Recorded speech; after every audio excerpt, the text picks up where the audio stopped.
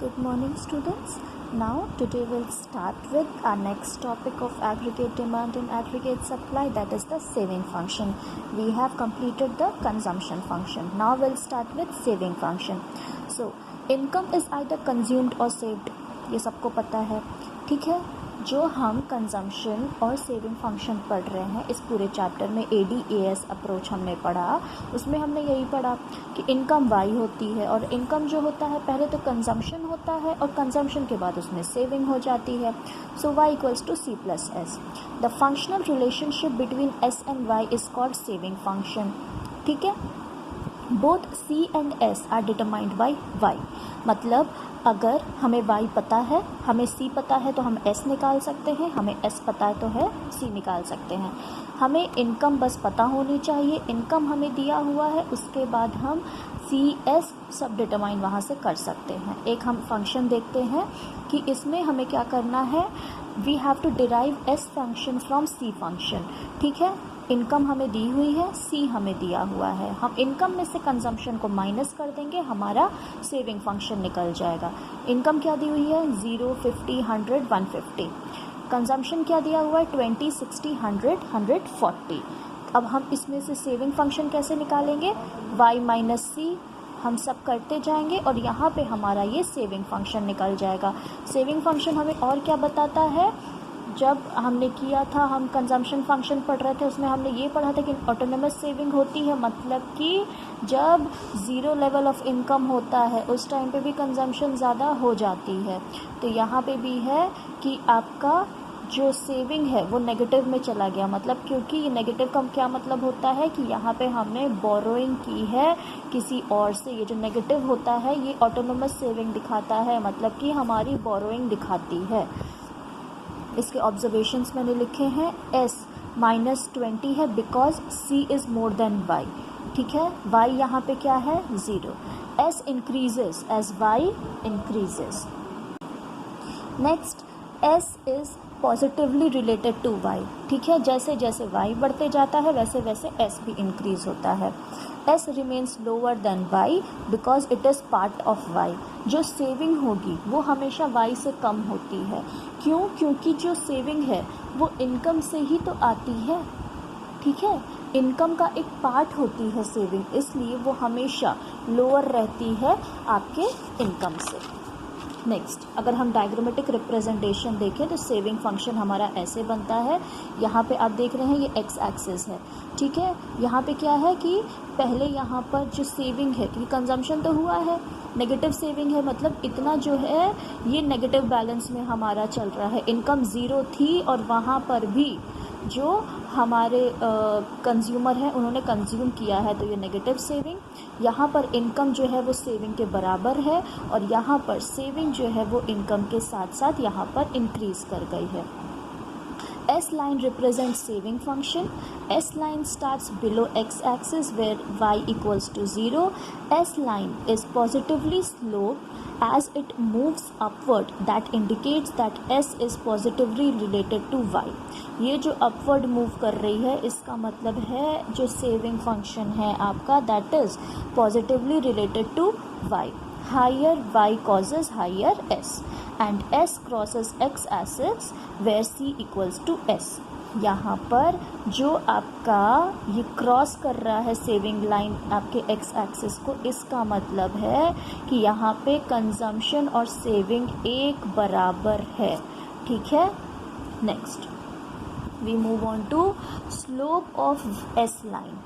Saving function, marginal propensity to save. अब हमने जो कंजम्पशन फंक्शन पढ़ा था वहाँ हमने MPC पढ़ा था, यहाँ हमें पढ़ना है MPS, marginal propensity to save. Slope of S line indicates the rate of increase in S in relation to y. ठीक है. S के रिलेशन का जो स्लोप है जो बढ़ रहा है वो y के रिलेशन में बढ़ता है. जैसे जैसे y बढ़ता है वैसे वैसे रेट पे आपका S भी बढ़ता है. And it indicates proportional of additional income. Additional saving क्या होती है आपकी, जैसे हमने एडिशनल कंजम्पशन पढ़ा था डेल्टा S, वैसे ही आपका एडिशनल सेविंग होता है delta S. Additional income delta Y called as MPS, marginal propensity to save. वो हम कैसे दिखाते हैं इस तरीके से यहाँ पे नेगेटिव है आपकी सेविंग, यहाँ पे कंजम्पशन के बराबर हो गई आपकी सेविंग और यहाँ पे आपकी कंजम्पशन से बढ़ जाती है। अब ये जो एडिशनल इनकम की वजह से ये जो एडिशनल सेविंग हुई है that is called your additional saving या डेल्टा एस, और ये आपकी एडिशनल इनकम है डेल्टा वाई। अब हम स्लोप की अगर बात करें, स्लोप ऑफ एस लाइन कैसे डिटरमाइन होता है, delta S upon delta Y, जिसको हम एम पी एस भी कहते हैं यहाँ पर। ठीक है, इसके आगे हम बढ़ते हैं ए पी एस और एम पी एस का डिफरेंस। अब हम जैसे हमने कंजम्पशन फंक्शन पढ़ा था सेम टू सेम आपको वैसे ही सेविंग फंक्शन पढ़ना है, बस सी की जगह पे एस लगाना है और थोड़ा सा आपको कंज्यूमर के पॉइंट ऑफ व्यू से सोचना है।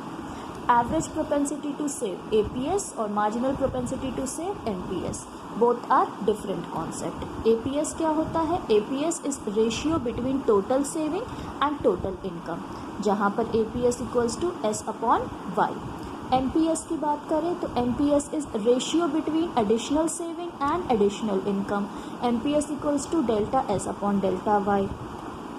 Slope of S function is indicated by MPS not APS. ठीक है, हम जब एमपीएस पढ़ते हैं, जब हम स्लोप पढ़ते हैं तो हम फंक्शन जो है वो कहाँ से निकालते हैं, हमेशा एमपी से, मार्जिनल प्रोपेंसिटी से। चाहे वो हम कंजम्पशन फंक्शन पढ़ें या हम सेविंग फंक्शन पढ़ें, हम हमेशा जो स्लोप होगा ऑफ कंजम्पशन फंक्शन या सेविंग फंक्शन वो हम हमेशा एडिशनल के टर्म में करते हैं, और एडिशनल का टर्म हुआ मतलब मार्जिनल प्रोपेंसिटी। कंजम्पशन के केस में marginal propensity to consume and saving के फंक्शन में मार्जिनल प्रोपेंसिटी टू सेव। अब इसमें हम आगे बढ़ते हैं, स्लोप ऑफ स्ट्रेट लाइन। ठीक है, S function is constant so that MPS is constant. जो स्लोप ऑफ स्ट्रेट लाइन है हमारा एस फंक्शन का वो कांस्टेंट क्यों है, क्योंकि हमारा एमपीएस जो है वो कांस्टेंट है। Hence a straight line has constant slope, straight line S function has straight line. ठीक है, implies that MPS must be constant at all levels of income, मतलब कि जैसे जैसे रेट पर हमारी इनकम बढ़ती है वैसे वैसे रेट पे हमारी सेविंग बढ़ती है, और हमें ये पता है कि जो सेविंग है it is positively related to our income. ठीक है, S function also called as linear saving function. ठीक है, S function is also called as linear saving function.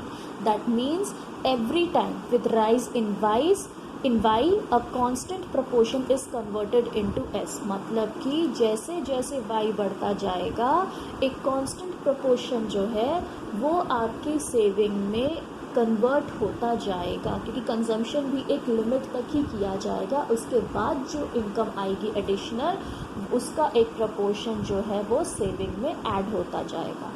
Algebraic presentation of S function, algebraic presentation क्या होता है, S equals to minus C bar plus 1 minus B into Y. यहाँ पर जो minus C bar है that is value of S when y equals to 0। जो negative autonomous saving हुई है वो होती है आपकी, हम डिनोट करते हैं माइनस सी बार से। 1 माइनस बी आपका होता है marginal propensity to save MPS. Also ये चीज़ भी अब एक समझ लीजिए कि एमपीसी प्लस एमपीएस जो होता है वो इक्वल टू 1 होता है, मतलब कि marginal propensity to consume marginal propensity to save equals to 1 होता है। ये अब 1 कैसे होता है इसका हम डेरिवेशन देख लेते हैं। Derivation of S function from C function, हमने पहले सी फंक्शन पढ़ा है, उस सी फंक्शन से हम एस फंक्शन कैसे डिराइव करते हैं। ये आपका सी फंक्शन है, इस डायग्राम को आप लोग ध्यान से देखिए। यहाँ पे हम कंजम्पशन दिखा रहे हैं, ये हमारा इनकम जीडीपी है, यहाँ हम सेविंग दिखा रहे हैं, ये हमारा इनकम जीडीपी है।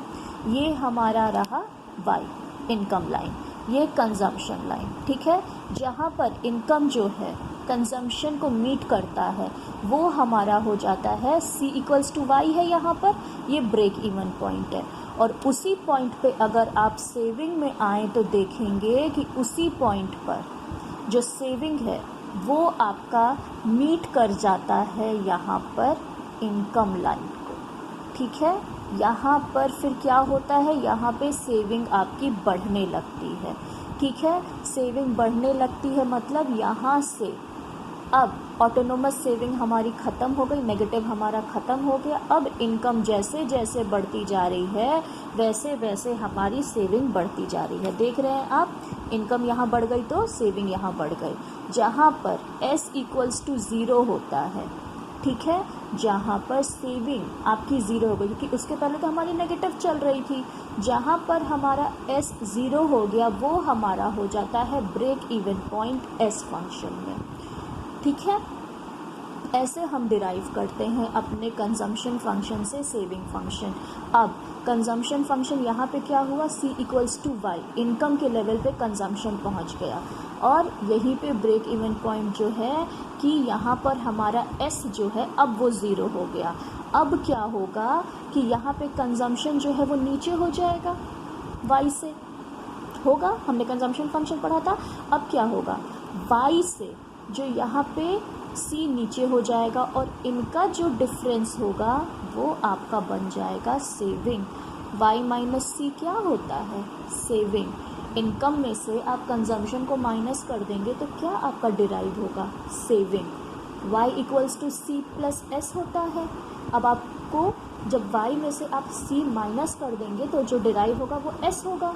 तो वो डिफरेंस आपका अब यहाँ पर y और c का डिफरेंस जो है वो यहाँ पे आपका s यहाँ पे डिराइव हो रहा है। इसका हम न्यूमेरिकल प्रेजेंटेशन देख लेते हैं। c फंक्शन का आपको डेटा सेट दिया हुआ है 0, 50, 100, 150, जहाँ पे कंजम्पशन आपका हुआ इतने लेवल पर 20, 60, 100, 140। MPC हमने जब कंप्यूट किया तो हमारा आया 0.8। अब डेटा सेट हम s फंक्शन का देखें। हमने s क्या निकाला, 0, 50, 100, 150। s जो है हम कैसे निकालेंगे, जब हमें c दिया हुआ है y माइनस सी, तो हमने सारे y में से c माइनस करते गए, हमें डिराइव हो गया अपना सेविंग फंक्शन। MPS हमें दिया हुआ है यहाँ पर, अब हमें MPC दिया है, हमें MPS निकालना है। तो 1 में से हमने MPC को माइनस कर दिया, हमारा डिराइव हो गया 0.2 जो कि हमारा निकल गया MPS। अब इस डायग्राम से, इस डेटा सेट से हमारे क्या इम्पोर्टेंट ऑब्जर्वेशंस हमने किए।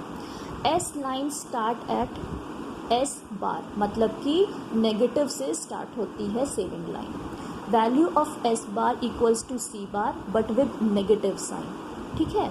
अगर आप यहाँ देखें, जो C बार है, जो C है और जो S है पहला, दोनों सेम है ना, लेकिन S जो है वो नेगेटिव के साथ है क्योंकि कंजम्पशन हुआ है। वो जो कंजम्पशन आपने कहीं और से किया है वो आप कहीं से बोरो किए हैं, तो वो कंजम्पशन यहाँ पे एक्सपेंडिचर आपका पॉजिटिव है, लेकिन वो आपने क्योंकि बोरो किया है आपको रिटर्न करना पड़ेगा, तो वही वैल्यू आपकी सेविंग में नेगेटिव वैल्यू से दिखाई जाती है। नेक्स्ट हम आगे बढ़ते हैं इसके। C line crosses the x axis when c equals to y and s equals to 0।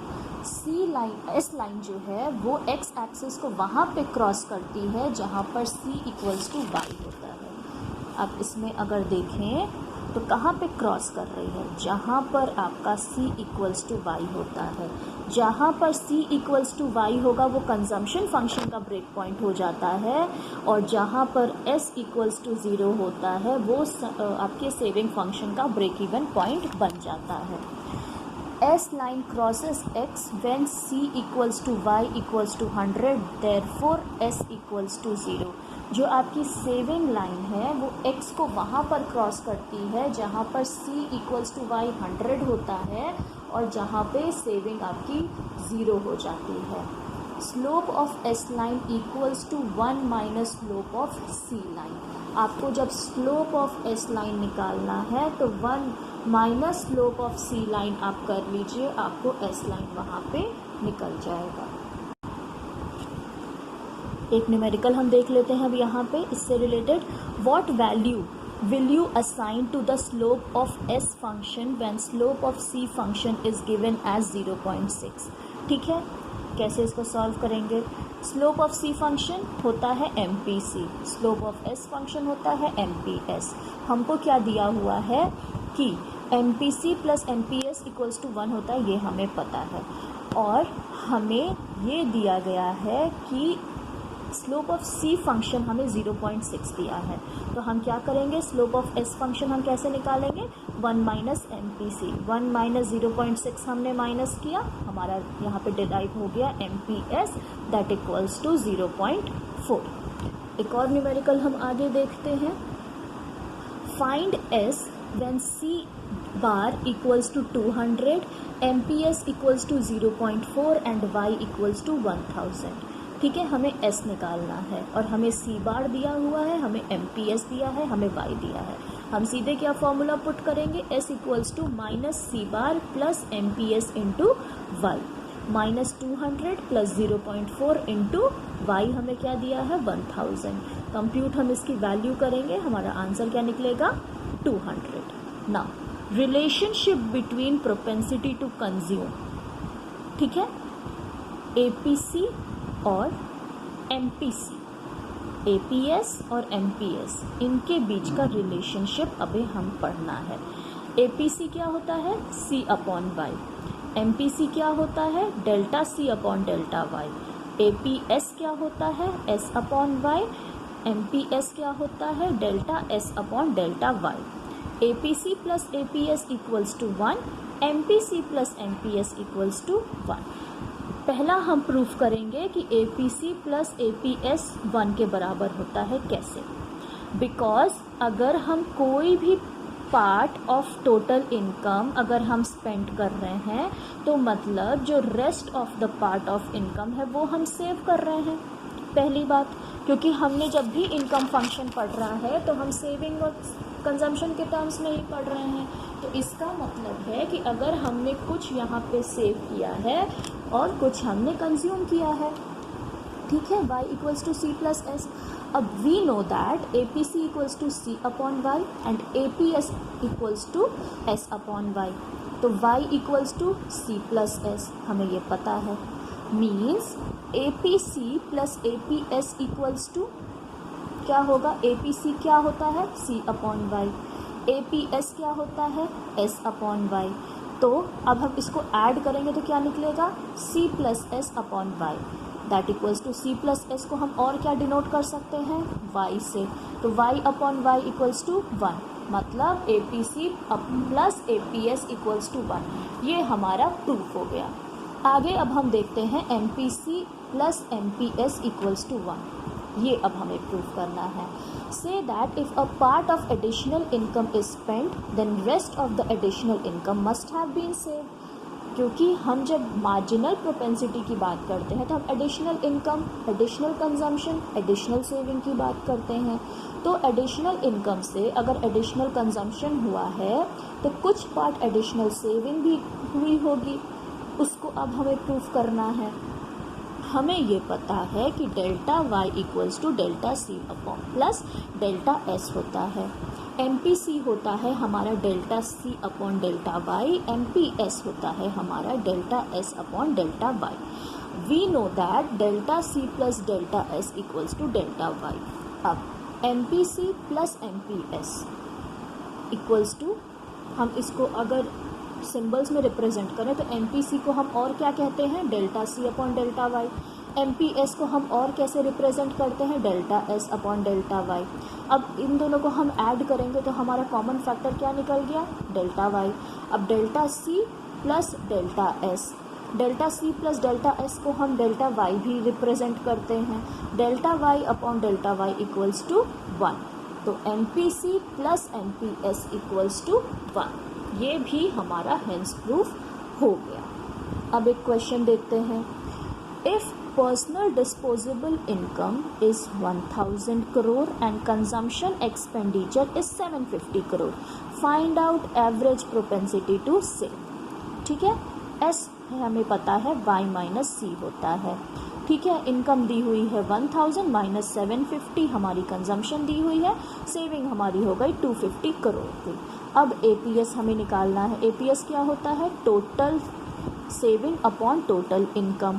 Total saving हमारी 250, टोटल इनकम हमारी 1000, तो हमारा यहाँ पे एपीएस निकल गया 0.25। नेक्स्ट हम एक और न्यूमेरिकल देखते हैं आगे। एक टेबल आपको दिया गया है, इसको आपको कंप्लीट करना है। Complete the following table. Y आपको दिया गया है 0, 50, 100, 150, 200। एस आपको दिया गया है -20, -10, 0, 30, 60।